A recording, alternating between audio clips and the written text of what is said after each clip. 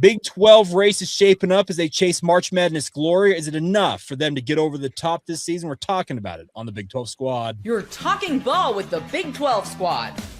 From Oklahoma State to Utah, from Kansas State to BYU, from Houston to Texas Tech, it's the local experts of the Locked On Podcast Network bringing you scoops, breakdowns, and the most comprehensive preview of the upcoming Big 12 weekend.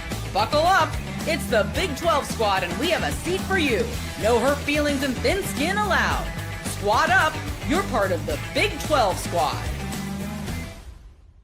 Welcome into the Big 12 Squad, everybody. I'm Jake Hatch, host of Locked On Cougars. That next to me is my arch nemesis, Parker Ainsworth of Locked On Cougs. Don't get those two confused. Below me, Cody Stovall, Locked On Oklahoma State, another one of my rivals. And then Chris Level, who completes the trifecta of teams that BYU's lost to in the recent past, host of Locked On Texas Tech. Thank you for making all of our shows your first listen today. And as always, make sure you subscribe, rate, and review, because that helps us keep our job. We're proud to be part of the Locked On Podcast Network, which is the #1 sports podcast network. All right, everybody, we're going to talk a little bit about the Big 12 and their race for March Madness. Do we have enough elite teams to hopefully see one of them hoist the hardware come March? We'll get into that. Then we'll talk some way too early power poll ratings and BYU back in the headlines because Cody Stovall and Oklahoma State decided to act very poorly a week ago, and we'll dive into all that ahead on today's show. So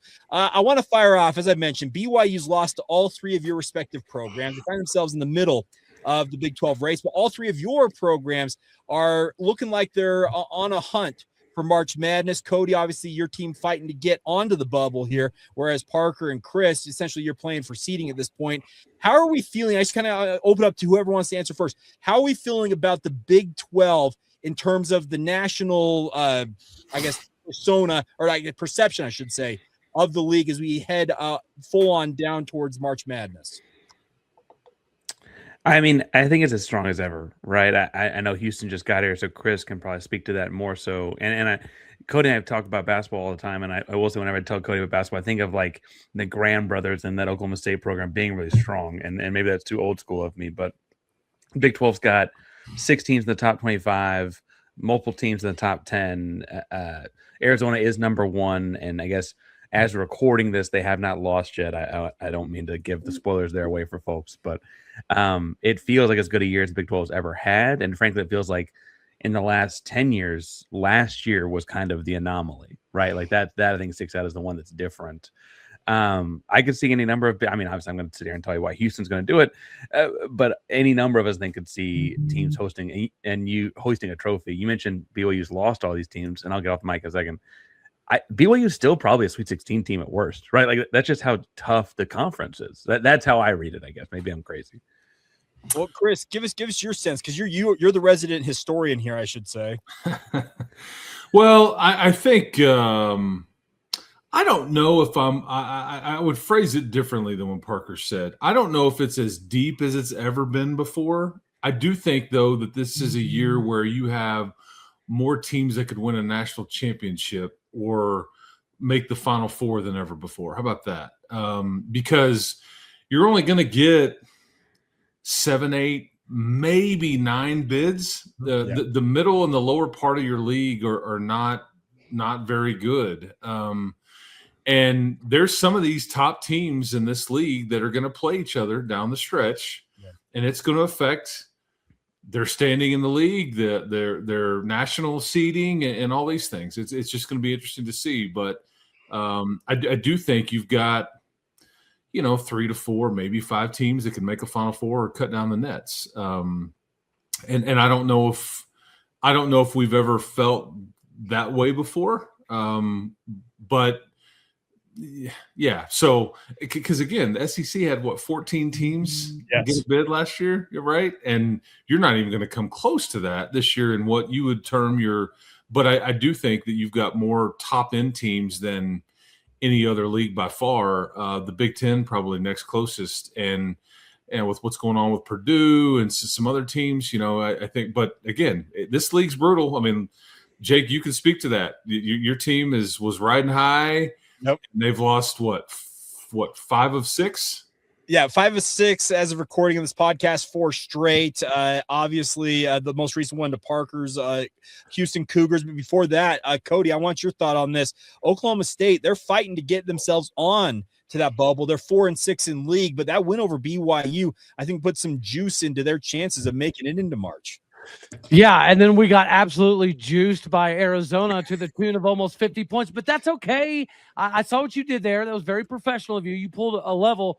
Listen, guys, we all have to lose once by 50. I'm just happy that we got it out of the way, all right? And it just so happened to be Arizona. Legitimately speaking, fellas, I think the Big 12, right, we need this year. I thought Houston had a very good opportunity to get it done last year, and instead of us talking about the SEC getting a bunch of teams in and then statistically not performing as admirably as they should have because Florida won it, right? They win in the end. I think we need that for the Big 12 this particular season. I think Level just alluded to it. You have 3-4 teams that easily could find themselves, competing for Final Four spots. And Oklahoma State, I think accentuates that you can beat a top 15 team, because I agree. I think BYU's a Sweet 16 level ball club. Oklahoma State has that level of talent, but our inconsistency, I think, is the simplification of the conference. We can beat anybody, but we can also get beat by 50. And if you're gonna make a run in this deal, like that's what worried me about an Oklahoma State or West Virginia, who I saw up close and personal yesterday. You have to have somebody that you can ride, man. Like somebody that is going to take over and get really hot. And obviously, with the freshmen on Parker's team and obviously your team, Jake, and I think Texas Tech has Christian and JT Top, and that's just what it. That's why the teams we're talking about. I mean, you look at what Josh Jefferson at Iowa State, and you just got to have like a dude that potentially you can get on the back of and say, hey man, take me to the next round, or get hot at the right time. And they're hard to find. It just so happens that the Big 12 has collected elite freshmen this year. Yep. I mean, the best team in the country has 2 freshmen starting. I think that's also a huge storyline. It used to be in this league, if you were relying on freshmen, you're in trouble. And now you've kind of collected this elite group that are going to all be lottery picks. It's wildly fascinating, and it's not going to stop. I mean, that's what these schools are going to continue. I'm talking high-end freshmen, right? Yeah. Not just if you're leaning on 2 or 3 or 4 of them, you might be in trouble, because that's kind of what Colorado's doing and some other schools. But some of these dudes are freaks, man. Well, and shout out to Arizona doing it old school. They don't have to shoot a bunch of threes to beat you. All inside the paint, man. Old school. They've got depth. Yeah. My silliness, I assumed that Level was talking about Houston's 2 freshmen and Kingston Fleming and Chris Sinak. I totally wouldn't. No, I'm joking. No, I meant Kingston Fleming's, but I mean Arizona's got 2 of them that nobody thought Burries was going to be like what he's been. He's just outperformed. Everybody knew Koa Pete was going to be good, but Burries has been. I mean, the difference in them being undefeated and them having 3 or 4 losses, if we're being honest. I mean, it's been defensively too. And I think draft guys might have projected it, but I don't know if they'd have had it this fast. I look at the league, though. You got Arizona, Iowa State, Houston, Kansas, BYU, Tech. That's 6 teams right there that like have a guy that can win you a game. Chris mentions it, like the goal is not to not play bad in March, it's to win when you play bad anyway, right? And each of those guys can cover up a lot of mistakes. Central Florida, Baylor, TCU have all beaten good teams, right? I think that's fair. I think Oklahoma State's beaten good teams. Cincinnati has given good teams a tough time. Like each of these, I think, have, and that's quickly getting up to the 8, 9, 10 range. I don't know that all of them get in. I think there's interesting arguments that you get to that point. And Cody mentioned last year how, like, yes, the SEC had 14 teams, or whatever it was, but no one thought Texas was getting out of the first round, or no one thought, right, that those were all kind of just like, they're there, right? Also rans. And I think that top end deal, we have Arizona, Iowa State, Houston, Kansas, BYU, Tech, that could all make deep runs on a single player is pretty impressive. I'll tell you what you will dominate is the NBA draft. Well, man. Yes. Yeah, because Baylor has been underachieved like crazy this year, right? But they've got two guys. If you go look at a lot of the mock drafts, they've got 2 first-round draft picks on their team. I've seen them. I've seen them up close. Obviously, Cameron Carr and the Yesufu kid. I mean, one of them is a freshman. The other one is just overachieved, and he's got some twitch. And anyway, that part is wild. Like we may hear more Big 12 schools called out in the first round of the NBA draft than ever before. It may break a record. Yeah, well, and that's the thing is BYU fans are sick of being so close to having one of those quality wins, but it kind of screams to what the Big 12 is doing right now. But to your point, Chris, the talent level, it's insane. So let's just pass this along. It's quality over quantity. Some of these other conferences may get more teams in, but the Big 12, the top end, going to be hard to beat. All right. We're going to flip to football here. Way too early power rankings are out from our good friend Shahan Jayaraja from CBS Sports. And, well, to the surprise of nobody, Texas Tech's on top. We'll dig into the rest of it coming up next. I'm Kalia Butler, host of Locked On Women's Basketball, and this is Mazda's Women's Basketball Snapshot, celebrating the work no highlight reel can ever capture. Dawn Staley and South Carolina remain on top of the SEC standings after handing Tennessee their worst defeat in program history with a final score of 93-40. In the 43-point win, South Carolina shot 69% from the field. Tessa Johnson had a perfect shooting night, scoring 24 points, shooting 4 for 4 from the floor, including 2 threes, and made all 4 of her free throws. And UCLA remains undefeated in Big Ten play, topping Michigan 69-66 as Player of the Year contender Lauren Betts put up a double-double, scoring 16 points, collecting 16 rebounds, and adding 5 assists and 3 blocks. These moments are earned off the clock, those long before the lights ever come on. The sweat, the fakes, the doubt, the scrapes, and coming back for more every time. Mazda puts the same drive into every detail. Wins define the moment, putting in the work, that defines you. There's more to a Mazda because there's more to you.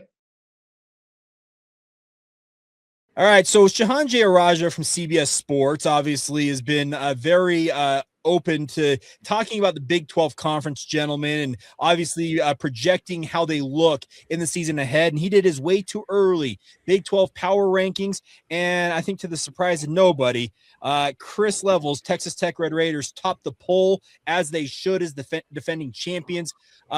Chris, I want your sense of how the offseason has gone for Tech. Did they match the hype and the substance from what happened a season ago that led them to that Big 12 championship this past year? Have they kind of been able to measure up? Yeah, I mean, they've got a lot back off of the championship team. They lost quite a bit, but they've got a lot back from their portal class a year ago that is going to return.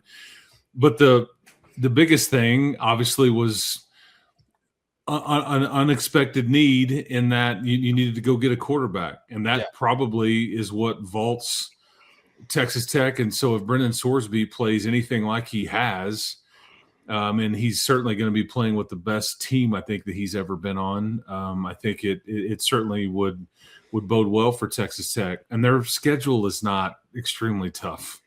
Yeah. There is no BYU on it. I mean, one of the toughest games may in fact be Eric Morris's, Pokes. I don't know what they'll be, when Texas Tech goes to Stillwater, and then obviously Parker's Cougars come in early, which is another one of the tough games that they've got. But there's just, I don't, BYU on the schedule with all that they've got returning is not on their schedule, and so that part is interesting. But this offseason was all about Brendan Sorsby, and they added a lot. They added a lot of the more defensive linemen, and they had some guys that were hurt last year that never played it down, that were part of the top portal class last year that are still here. So we shall see. But I didn't disagree with where Texas Tech and BYU, and I wouldn't have necessarily had a problem if somebody would have picked BYU to lead the poll with everything that they've got back and everything like that. But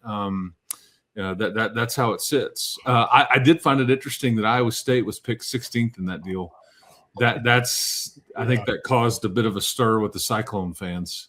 It did, but when you have 17 guys from the roster this year left over, it's a full reboot. And so, Cody, I want to get to Oklahoma State here momentarily. Let's take a minute for BYU, the number 2 here in the poll. And as Shahan notes here, and I think it's interesting he notes this, the Cougars are the most undervalued team in college football after going 23-4 over the past 2 years.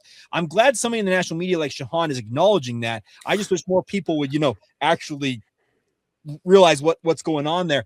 The biggest thing, Chris, to your point, is BYU. I'd be hard pressed to find another program in the country that if you went down the list of top talent you want to return, just in terms of what you guys have on your roster that has eligibility remaining, BYU checked off every single box. They went 100% on their retaining their top talent. And that is, I think, and their head coach, which is the most important thing. Yeah, correct. And that, I think, has got some Cougar fans thinking, okay, if with another year of development, another year of getting these guys on the same page, considering their quarterback showed up last year in the middle of June, they think that they can make a run at this thing. But there is the big bad Texas Tech Red Raiders potentially showing up in Arlington to face off against you in the Big 12 title game. But without those two facing off in the regular season, I think it sets up kind of an easier schedule for both of them to potentially return and rematch there. Parker, obviously your Houston Cougars want to insert themselves in that conversation. What do you think of the chances of seeing a rematch in Arlington? Well, it's interesting because I think part of this will come down, as Chris alluded to, scheduling, and there will probably be some big picture conversation about like conference scheduling and evenness of that sometime in the future. Because like Houston, I think is decidedly better. They had the best recruiting class in school history, big time portal class per all the different metrics and things like that. Like they did well. They won 10 games last year. When I look at like Jairaj's top 10 here, and first of all, I should point out like a great guy, like him a lot, etc. Of the top 10, Houston is one of them, and they play 4 of the others. They don't play half of it. The majority of their conference games are actually in the bottom half of his projected Big 12. And like Oklahoma State's probably Houston's second toughest game, and they're a big question mark. Like most of that's because of what happened with Utah. I guess Utah would have been better at, we don't really know enough about them either. The question mark too. Yeah. But like Houston plays Tech super early, and winning in Lubbock is hard. Weird things happen in Lubbock for the road teams, etc. They also beat your buddy a year ago pretty bad in your own place. And if I were going to play a transfer quarterback at some point in the season, I'd want it to be in mid-September when he's like getting adjusted to things. Like he's barely been in the system. Like I say to say that like Houston will probably have a shot at a really strong season again next year.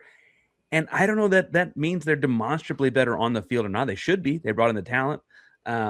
It'd be great to make the 10 win regular season, make a run at Arlington or whatever. They weren't mathematically at it until late last year, but I think they'll have some wins just so they don't play anybody, and that'll help. Well, okay, so Cody Stovall, I think the trendy pick for the dark horse are the Oklahoma State Cowboys, and it's because of what Eric Morris brings with him. Drew Mestemaker, Caleb Hawkins, just the talent he drew with him from North Texas to join him there in Stillwater. What's the confidence level in Stillwater that this team can be the Arizona State of 2 years ago and really leap up? I mean, it's hard not to view an all-star level quarterback as somebody that can drive you to new heights.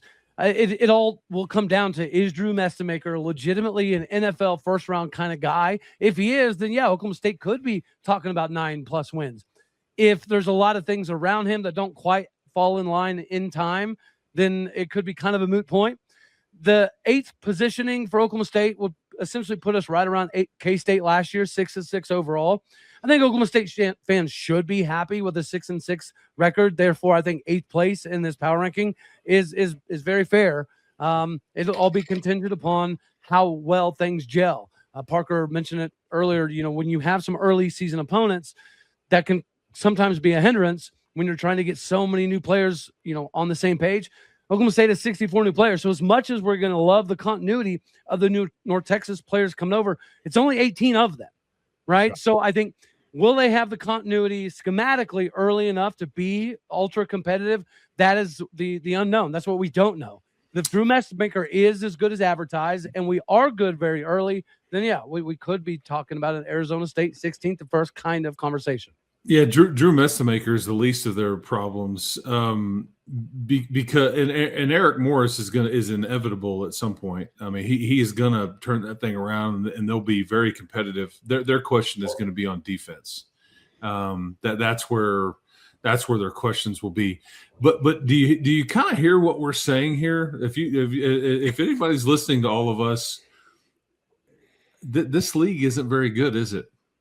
Well, that's the concern. And I think we're all everybody doesn't have a very strong schedule. What all are we saying? I know that this is the Big 12 show, but this is the reality of the league that you're in, and that there is almost no margin for error. Like, you're going to have to win the league to get a bid. I think you're staring at a one bid league again, more than likely. Now, I can't say that for certain, but that's what we're talking about here, and the margins are razor thin for everybody. I do think that there's a possibility that you could have built a schedule, though. Like, if you're Tech and you played BYU, both Arizonas and Utah, like, you could have. I'm just saying, what I'm saying is like, none of us did that. No schedules got that. No, I know, but I mean, we've all got some mixture of it's not that big of a deal. It's not going to be that tough, or there's just a few games, and maybe it doesn't work out that way. But I think it's just an interesting point that we're all making. That's the same point. Well, let's break it down, though. BYU's at-large bids will hinge on one game. Notre Dame. Like, but you know what's scary, Jake, is that BYU could win that game. Yeah, and if BYU doesn't win the league, they may get left out, and Notre Dame could still go in. I disagree with that, but that's what could happen. It's where they've been the last 2 seasons. They've been sitting right on the doorstep of making it in. And the College Football Playoff Committee has found every reason under the sun to deny BYU entry into the playoff. And even potentially with the win over Notre Dame, who I think we're all expecting to be top 5 preseason, still can find BYU being on the outside looking in. And whoever does win, get it. And the biggest thing and real quick, I want your guys' all thought on this. I think the overarching goal for the Big 12 this season, even if it's a one-bid league, just win, advance in the playoff. I think that's the one thing the Big 12's got to do to start to change the mindset of the nation around this league, is have whoever gets in, whether it's 1 or 2 teams, whatever it is, somebody's got to advance. They've got to win. I don't want no first-round buys, I can tell you that. Sure. That was a bit of a pickle. Last year, but it is what it is. It is what it is. The fifth spot in a 12-team playoff is pretty fortuitous. Yeah, no doubt about that. Parker, any thoughts on that before we roll along? No, I think you're right. I think the other thing is as unfortunate is, like, it's also going to be about if that team doesn't win a title, it's also about how you lose, right? Because, like, TCU did win a game and no one talks about it because of how they lost. Right. And Georgia scored again.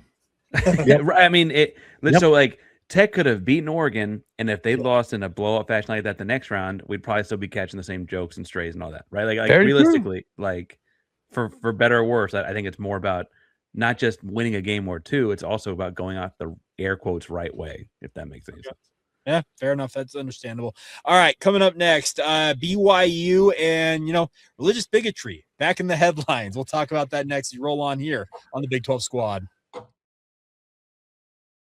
Today's show brought to you by our friends over at 5 Hour Energy. Parker Ainsworth's favorite thing about 5 Hour Energy is? I can have one in each hand. Out of there. They are readily available. It's a quick hit. All natural ingredients, I believe. Yeah, I drink it. Whenever you're driving from state to state, coaching, teaching, covering multitude of sports, you need those extra incentives to stay awake on long trips. 5 Hour does that. I was gonna say I drink it even if it wasn't natural because it tastes very, very. It's a quick shot, little flavor. Boom, all it takes. Hey. 17 different flavors. You can order them on Amazon or go to 5hourenergy.com. That's you can get your 5 Hour Energy, whatever flavor profile you want. They've got it for you guys. 5hourenergy.com. Today's show is also brought to you by our friends over at TurboTax. Tax season is here. Everyone doesn't have to take over your life. This year, TurboTax is making it easier than ever just to hand things off and move on with your day. Chris Level, I'm going to start with you. What's your favorite feature about our friends over at TurboTax? Well, it's the ease of use. Taxes are a complete mess for those of us in the contract labor business. When you've got 1099s coming out of your ear from all the different bosses that we have, ease of use. I guess I would just say that because I'm not a smart man, right? To quote Forrest Gump. Yes, Cody Stovall, go. Well, I can up level there. I went to the school for kids who can't read good. I definitely can't be reading all of my receipts enough to have them implemented in a way that benefits me. So I gladly pass things on up to the professionals. Parker Ainsworth. Yeah, I'm in the same boat. I teach history and not math. These numbers, they got to go to someone else, man. Yes, that's right. So for a limited time, you can have your taxes done by a local TurboTax expert. Just hand it off. That's what we all are talking about. Just hand it off to them for just $150 all in. If a TurboTax expert did not file for you last year, just file by February 28th. Take the taxes off your mind and get back to your life. Visit turbotax.com/local to book your appointment today. That's turbotax.com/local. Cody Stovall, defend your Oklahoma State Cowboys and what they had to say about BYU last week. Go. Stupidity is not bigotry. That's what I have to say. Okay. Trying to, and I agree Bold. with the penalty, and some of my Oklahoma State people are not going to be happy about that.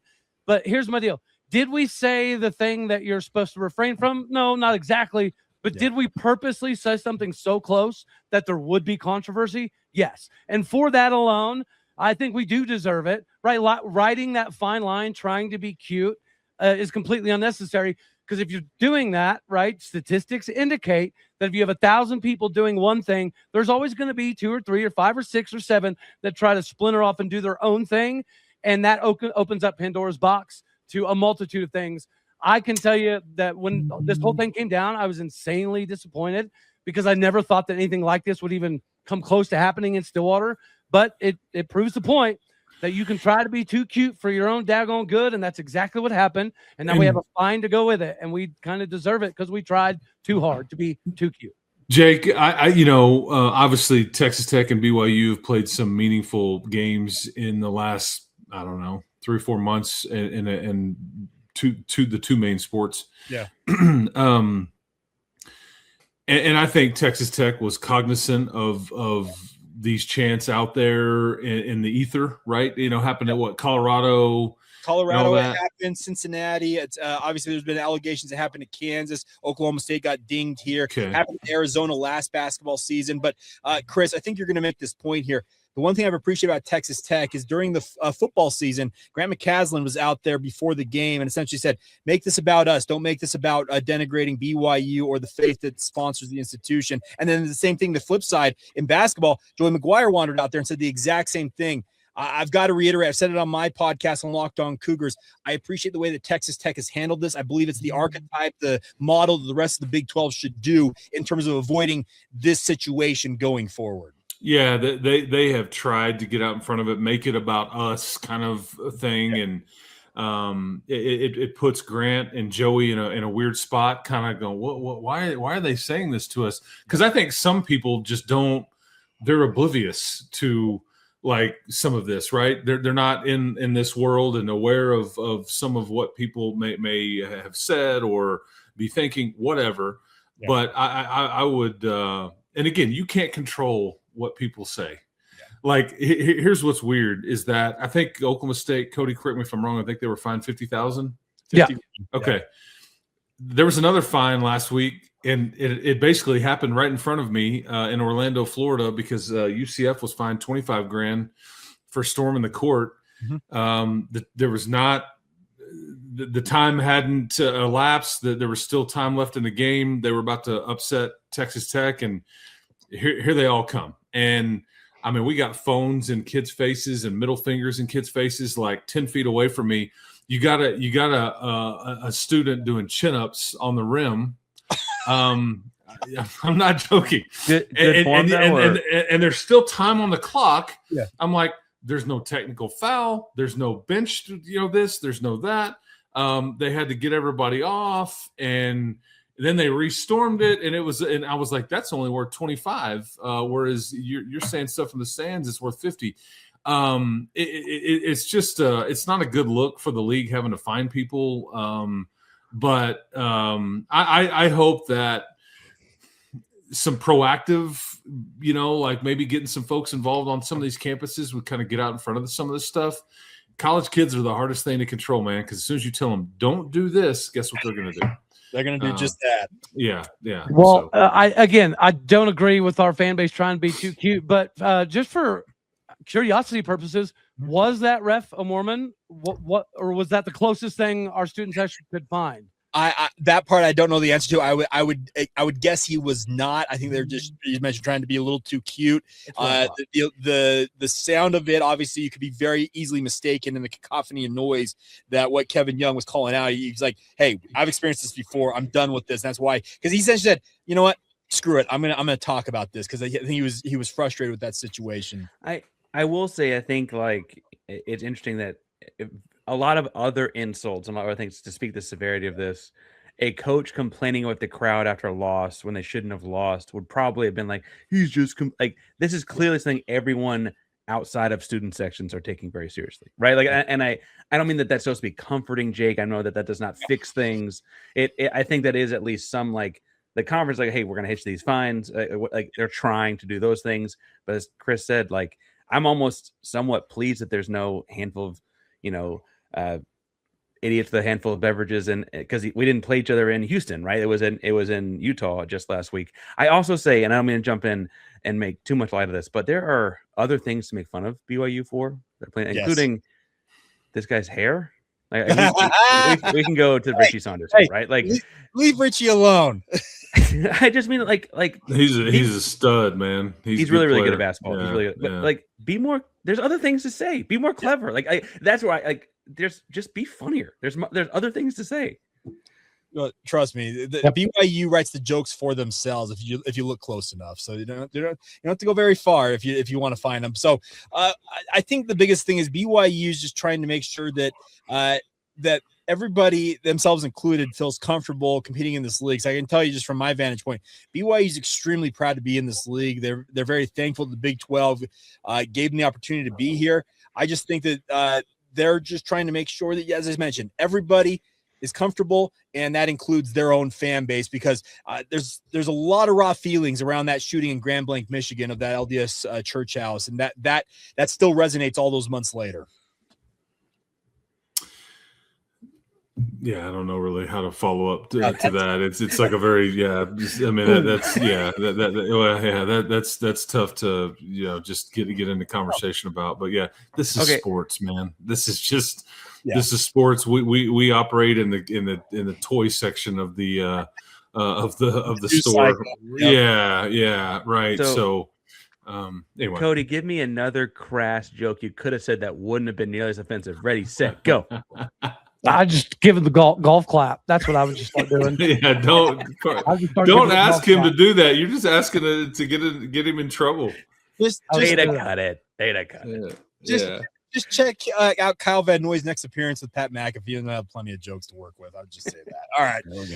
That's going to do it. I'm Jake Hatch, host of Locked On Cougars. That's Parker Ainsworth, host of Locked On Cougs. Don't get the two confused. One's Houston, one's BYU. Below me digitally, Cody Stovall, host of Locked On Oklahoma State. And the man, the myth, the legend, Chris Level, host of Locked On Texas Tech. As always, please subscribe, rate, and review all of these shows, and make sure you keep us in a job, because that's what we enjoy doing here. And catch us again next week right here on the Big 12 Squad.